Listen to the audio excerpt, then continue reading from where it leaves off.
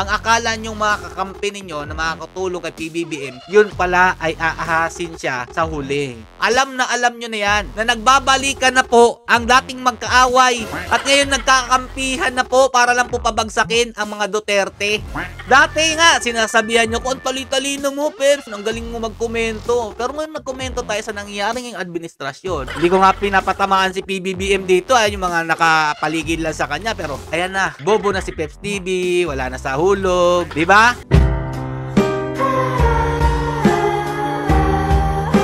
Yo, what's up mga lods? It's Mega Peps TV. Welcome back po sa ating channel at gusto ko lang pong batiin ng Happy Labor Day po lahat po ng ating mga magigiting na manggagawa na nagsusumikap sa pang-araw-araw para lang po mabuhay ang ating mga pamilya. Lalong-lalo na po yung lumalaban ng patas po mga idol, no? Shout out po sa inyong lahat.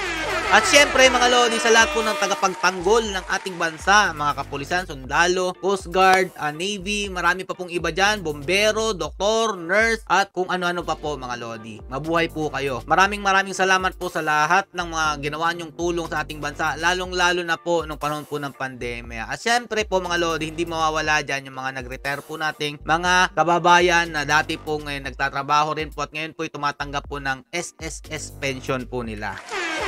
At mga lodi, syempre, wag po natin kalimutan na ang dahilan po ng increase ng inyong SSS pension ay si Tatay Duterte po, mga lodi. Nakakalungkot lang pong isipin, no? Dahil sa kabila po ng lahat ng ginawa niya sa ating bansa, napalitan po ito ng galit at sinasabi po lang dutae daw po.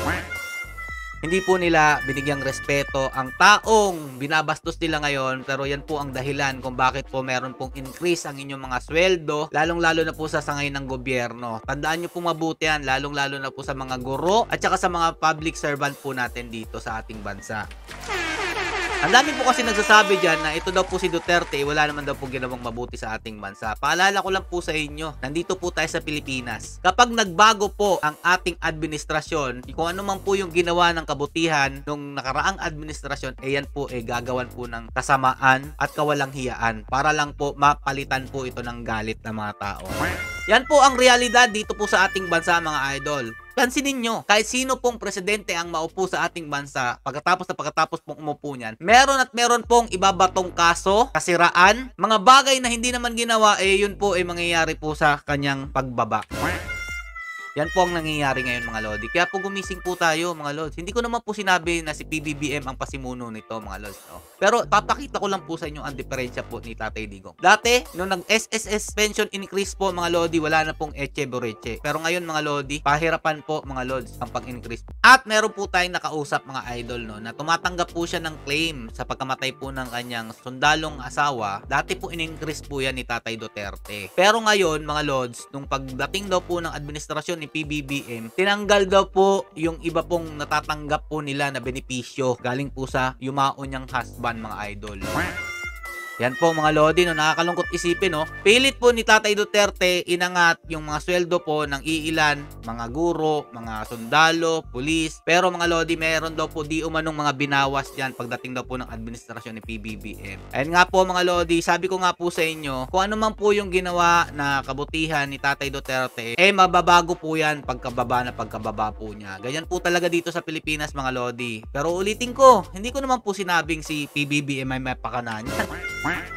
Siyempre may mga advisor po yan mga lodi. At papaalala ko lang po sa inyo, dahil Labor Day po ngayon, si Tatay Duterte ang dahilan ng kaginhawaan ninyong mga manggagawa nung panahon po ng pamumuno niya. Oo nga, may mga pangako na hindi naman po talaga natupad. Dahil nga po, sabi niya naman, hindi naman po siya perfecto. Hindi po siya Diyos para mangyari po ang lahat ng mga pinangako niya. Pero ginawa niya po lahat ng best niya para lang po matupad kung ano man po ang nararapat para sa inyo. Inuna niya po kayo. Alalahanin niyo po mabuti yan. Lalong-lalo na po yung mga matatanda dyan na dumoble po yung kanyang SSS pension. At ngayon po, dahil nga po may sinasabi pong hindi maganda kay Tatay Digong ang administrasyon ngayon, ayan na po, galit na po kayo. Ibalik na lang po natin sa dati yung SSS pension ninyo. Yung mga iilan lang naman po dyan na mareklamo po, no? Sinasabing dotae po si Tatay Duterte, mga lodi, no? Pero mga lodi paalala ko lang po sa inyo kung kanino po talaga nanggaling itong hidwaang ito. Pagkatapos po ng eleksyon, okay na po si PBBM at saka si Tatay Duterte. Kung maalala nyo, during election day lang po sila nagkagulo, nagkaaway, nagpalitan ng hindi magandang opinyon dahil nga po may kanya-kanya silang manok. Pero kung matatandaan ninyo, after election, inimbitahan po ni PBBM si Tatay Digong. Gusto pa nga po niya itong maging advisor. Pero yung mga nakapaligid sa kanya, syempre hindi papayag yon dahil uutak pa rin ni Tatay Duterte ang gagamitin at hindi masusunod yung mga gusto nila. Yan yung sinasabi ko sa inyo. Napaka-ingat-ingatan nyo. Ang akala nyong mga kakampi ninyo na makakatulong kay PBBM, yun pala ay aahasin siya sa huling. Diyan po kayo mag-iingat, mga idol. Kung maalala nyo naman po, okay naman ang mga Duterte at Marcos. Pero makalipas ng ilang taon o isang taon pa lang yata yun, mga lodi, nagkaroon na po ng hidwaan. Hindi ko naman po sinasabing si Romualdez at saka si Lisa. Pero parang ganun kasi dun daw po sa word na tambaluslos na sinabi daw po ni VP Sara Duterte, magtanong po kayo ba't kaya nasabi ni VP Sara Duterte yung tambaluslos na word. Sa tingin niyo po ba sasabihin ni VP Sara Duterte yung tambaluslos the word kung wala lang pong dahilan? Diba, mga idol? O, ito pa, mga lodi. Akala po natin ang saya-saya po ng administrasyong ito. Pero alam naman po natin may mga hidden agenda po talaga nangyayari. Aminin nyo o hindi, alam natin yan. Kung sa Pilipinas ka talaga lumaki at nakita mo talagang politika dito, alam nyo na yan na nagbabalikan na po ang dating magkaaway. At ngayon nagkakampihan na po para lang po pabagsakin ang mga Duterte. Uulitin ko, mga idol si PBBM at saka si VP Sara Duterte, okay silang dalawa. Pero dito po, mga idol, kay First Lady Lisa Araneta Marcos, yun po, parang sila po ang may gap. Hindi po yung Pangulo Tapos, dito naman po sa ating speaker na si Martin Romualdez, dyan din po sila nagkagulo-gulo. Hindi po si PBBM. Dahil kapag nagkakausap naman po, nagkakasama si VP Sara Duterte at si PBBM, okay naman po sila. Hindi nyo po masasabing plastikan yung samahan nilang ganun. Eto, mga lodi, kung sino po talaga ang plastic sa inyong harapan, okay? Kanino po ba talaga nagmula ang hidwaang ito? Kayo na po bahalang umusga. Basta ang pagkakaalam ko, mga lodi, sinabi po ni Tatay Duterte na wala pong plano si VP Sara Duterte na tumakbo at ang aga-aga pa po, namumuliti ka na. Diba? Tinanggalan ng confidential fund, ginawa ng issue, meron daw po mga bilyon-bilyon na mga ginawang paglustay sa ating pondo ng bayan. Pero mga lodi, ang lalaki po ng mga amount na pinagpuputak-putak po ng mga dyan hindi ko po matawag kung totoo ba talagang tanso kayo. Dati nga, sinasabihan nyo ko, ang tali-talino mo, Peps, ang galing mo magkomento. Pero ngayon nagkomento tayo sa nangyayaring administrasyon, mga lodi, at natamaan yung inyong mga iniidolo.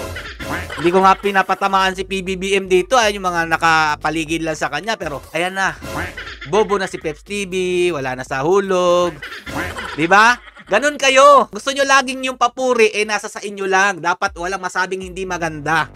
Pero ramdam naman natin na meron talagang mali. Diyan pa lang sa pagbibigay ng ayuda, kakaiba na po talaga. Kung dati hindi natin nakikita yung mga larawan ng mga politiko, nagbabalikan na ngayon. Magbibigay ng ayuda na ganito ganyan, pero sa kaban ng bayan naman natin kinuha, tapos mukha nila yung nakapaskil. Anong ibig sabihin nun?